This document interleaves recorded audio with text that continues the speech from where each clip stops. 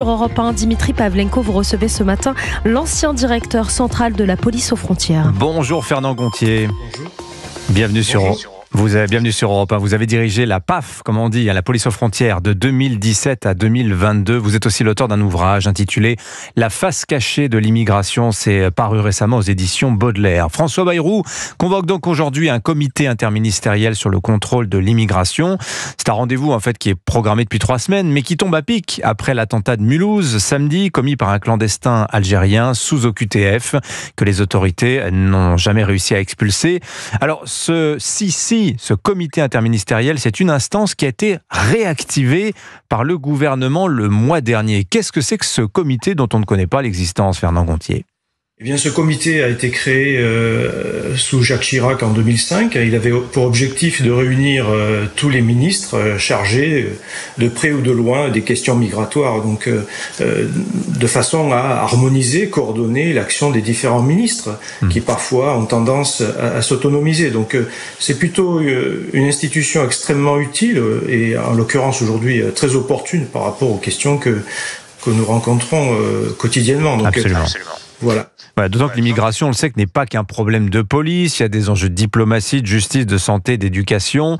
Il y a un manque de coordination aussi des ministres qui ne sont pas tous d'accord. Vous pensez que ça manquait véritablement un comité interministériel ? Je me souviens qu'il n'y a pas si longtemps, ces comités, Théodule, il s'agissait plutôt de les fermer, de les supprimer. Oui, vous avez raison. Il existe un certain nombre de structures gouvernementales qui sont peu utiles, mais là, ce n'est pas le cas. Parce que l'immigration fait partie des sujets prioritaires, non seulement du Premier ministre et de ses ministres, mais aussi des Français. Et les Français ne perçoivent pas bien quelle est la politique migratoire conduite par le gouvernement.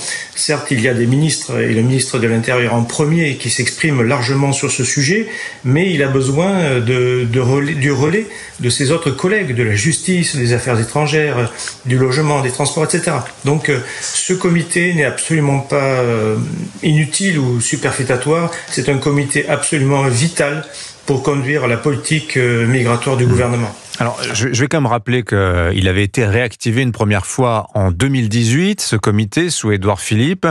L'idée, ça avait été à l'époque de reprendre le contrôle de l'immigration. On voit que ce qui était prévu de faire, notamment par exemple les restrictions à l'aide médicale d'État, rien n'a été fait. Bon, il n'est jamais trop tard. Mais alors, vous avez dirigé la police aux frontières, Fernand Gontier. Donc je rappelle, la police aux frontières, c'est vous qui êtes chargé d'intercepter les clandestins. Notamment, c'est vous qui êtes chargé aussi de contrôler les frontières et les trafics de migrants, d'éloigner les étrangers. Par quoi, selon vous, faut-il commencer pour reprendre le contrôle de l'immigration, puisqu'il faut le reprendre, c'est qu'elle est donc hors de contrôle ? Si vous voulez, il y a 2 axes majeurs pour reprendre le contrôle de l'immigration. D'abord, mieux maîtriser nos frontières, mieux filtrer les personnes qui franchissent notamment les frontières extérieures de l'Union européenne, qui ensuite vont progresser dans leur voyage et sans doute vraisemblablement transiter ou se demeurer sur la France. Ça, c'est le premier axe, les frontières. Le deuxième axe, c'est le retour. C'est-à-dire, il faut que les situations irrégulières soient traitées et que les gens qui ne sont pas en situation régulière regagnent leur pays d'origine. Ça, c'est absolument vital pour que nous ayons une lisibilité de notre politique. Sinon, si nous ne travaillons que sur les frontières, nous n'y arriverons pas. Il faut travailler sur la profondeur du territoire, lutter contre toutes les fraudes et justement coordonner l'action de tous les ministères. Alors on sait, il y a un maquis du droit de l'immigration, il y a des tas de motifs juridiques qu'un étranger peut invoquer pour ne pas quitter le territoire. Mais vous, quand vous dirigez la police aux frontières, qu'est-ce que vous voyez ? Je vous ai lu, Fernand Gontier, vous dites par exemple, aujourd'hui on manque de policiers aux frontières, on a du mal à recruter des gens parce que le métier est devenu très peu attractif, c'est difficile comme métier et finalement décourageant. Oui, vous avez raison, il faut redonner du sens à l'action des policiers, mais aussi de tous les agents des préfectures, c'est-à-dire qu'il faut que tous les efforts soient récompensés par des résultats tangibles.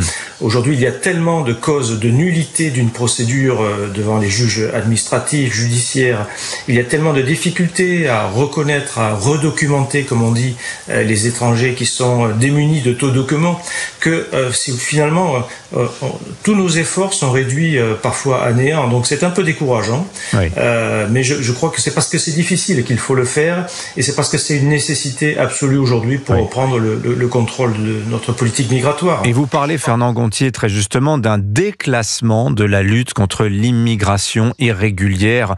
Quand vous parlez de déclassement, c'est-à-dire qu'en fait, le problème, c'est que l'immigration irrégulière n'est même plus un délit. Qu'est-ce qu'on dit à des étrangers, des clandestins, quand on se retrouve policier aux frontières, face à des gens qui n'ont pas de papier, qui vous disent « Bah oui, mais c'est pas grave, c'est pas un délit, je peux rester en France ».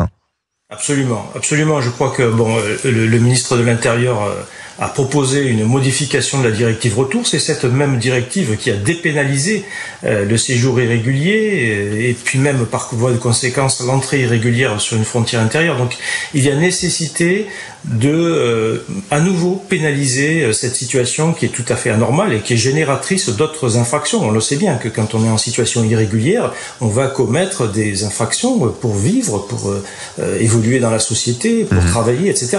Donc il y a nécessité de recriminaliser l'immigration irrégulière parce que les conséquences sont très importantes pour notre société, nos modes de vie, et puis aussi sur la sécurité des Français tout court. Merci beaucoup Fernand Gontier d'avoir répondu ce matin aux questions d'Europe 1. On va évidemment reparler tout au long de la matinée de ce fameux comité interministériel qui peut-être cherchera à surmonter l'autre problème que l'on a, qui est politique. C'est que la configuration politique actuelle ne peut aboutir qu'à des textes tièdes. On verra ça tout à l'heure, notamment dans le journal de 8h. Je rappelle le titre de votre livre, Fernand Gontier, La face cachée de l'immigration. C'est paru aux éditions Baudelaire. Bonne journée à vous.